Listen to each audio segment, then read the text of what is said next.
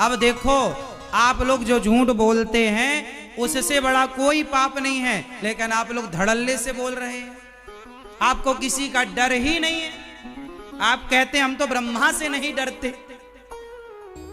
तो जब तुम डरते ही नहीं हो तो स्वाभाविक है कि तुम गलत काम करो। राम जी और रावण में, दोनों में वो कौन है जो किसी से डरते थे या डरता था? राम जी डरते थे किसी से कि रावण डरता था? रावण डरता था? नहीं, राम जी डरते थे। हाँ, किससे डरते थे राम जी? राम जी डरते थे, और डरना जरूरी है। रावण नहीं डरता था, रावण नहीं डरता था, इसलिए दूसरों की पत्नी उठा कर ले आता था।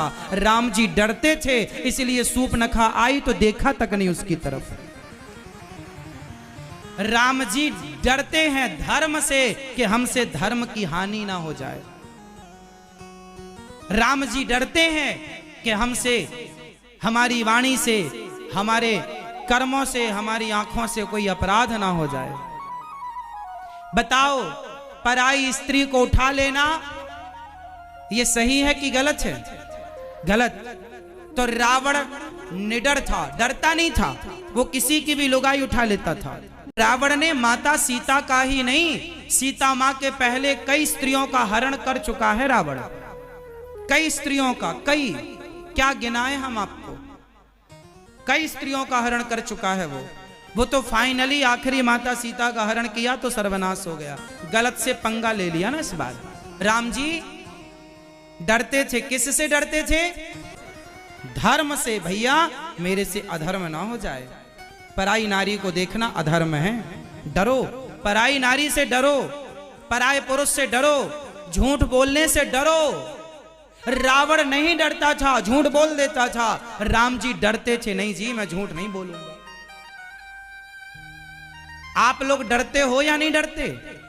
आप लोग भी रावण टाइप का कहते हो, नहीं जी मैं तो ब्रह्मा से नहीं डरता। नहीं डरोगे तो सर्वनाश हो जाएगा। इसलिए झूठ बोलने से डरो, गलत काम करने से डरो, वरना तुम्हारी आंखें रहेंगी तुम्हारा सर्वनाश देखने के लिए। दुर्योधन डरता नहीं था, जबकि अर्जुन डरते थे। दुर्योधन डरता तो भरी सभा में कपड़े क्यों उतरवाता द्रौपदी के? देखो जरा, अर्जुन और दुर्योधन में क्या अंतर है, मैं दोनों की कथा सुनाऊं आपको। दुर्योधन को तो आप सब जानते हो कि भरी सभा में उसने द्रौपदी के कपड़े उतारवाए थे। द्रौपदी कौन लगती थी दुर्योधन की रिश्ते में? भाभी। और हमारे यहां भाभी को क्या माना जाता है? माँ। भाभी को हमारे यहां बोल ही जाता भाभी माँ। भाभी माँ यहाँ आओ, भाभी माँ पानी लाओ, भाभी माँ रोटी दे दो। ऐसा आप लोग बोलते हैं नहीं? पहले के जमाने में लोग ऐसे ही बोलते थे, भाभी माँ। तो द्रौपदी भाभी लगी और भाभी माँ के समान है, तो माँ के कपड़े उतार रहा है कि नहीं दुशासन? बोलो हाँ या ना? इसे डर है? ये डरता है? ये डर नहीं लगता इसको? डर नहीं लगता दुर्योधन को, दुशासन को, इन्हें डर नहीं लगता। जबकि अर्जुन एक बार स्वर्ग गए तो वहां स्वर्ग की एक अप्सरा आ गई अर्जुन की तरफ देख करके, और अर्जुन के पास आकर अर्जुन को स्पर्श करने लगी गलत भाव से, क्योंकि वो अप्सरा है। और अप्सरा तो कोई भी पुरुष मिल जाए तो वो उन्हें भोग की दृष्टि से देखती हैं। एक अप्सरा, जिन अप्सराओं के लिए देवता लट्टू रहते हैं, इंसानों की तो छोड़ो, वो अप्सरा ऑफर दे रही है अर्जुन को कि आओ हमारे पास। लेकिन अर्जुन ने कहा कि आप हमारी माँ हैं, क्योंकि हमारे वंश में जो हमारे पूर्वज हुए हैं आपने उनके संग रमण किया है, तो आप हमारी इस रिश्ते से माँ हुई। तो अर्जुन ने उस महिला को टच नहीं किया, उस अप्सरा को। मुझे डर लग रहा। अर्जुन डरते थे पाप से। डरना जरूरी है। पाप से डरो, गलत काम से डरो, गलत बोलने से डरो, गलत व्यवहार से डरो। आज के जमाने में लोगों के अंदर डर ही तो नहीं रहा।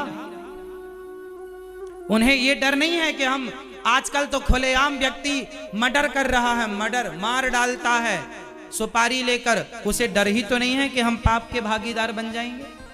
आजकल खुलेआम आप लोग मुर्गी को मार डालते हो, मछली को मार डालते हो। पहले का आदमी डरता था ना हमारे हाथ से चींटी ना मर जाए।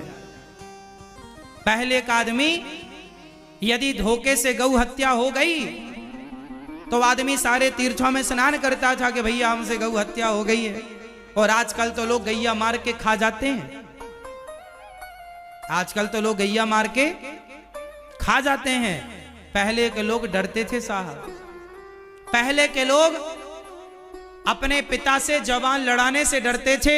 आजकल का बेटा तो पिता के गाल में 2-4 थप्पड़ जमाने को भी तैयार हो जाता। कुछ बेटा, पहले की बहुएं डरती थीं कि हम कोई भी गलत काम नहीं करेंगे, सास ससुर की सेवा करेंगे, क्योंकि ये धर्म है। डर जरूरी। यदि बच्चे थोड़ा बहुत माँ बाप से डरते हैं तो वो बच्चे अच्छे रहेंगे। जिन बच्चों के अंदर कोई डर नहीं होता ना, वो बच्चे नालायक हो जाते हैं। इसलिए भाई बिनु हो ही न प्रीत, ये शास्त्र वचन है। थोड़ा सा डर जरूरी है, पाप का, गलत कामों का डर।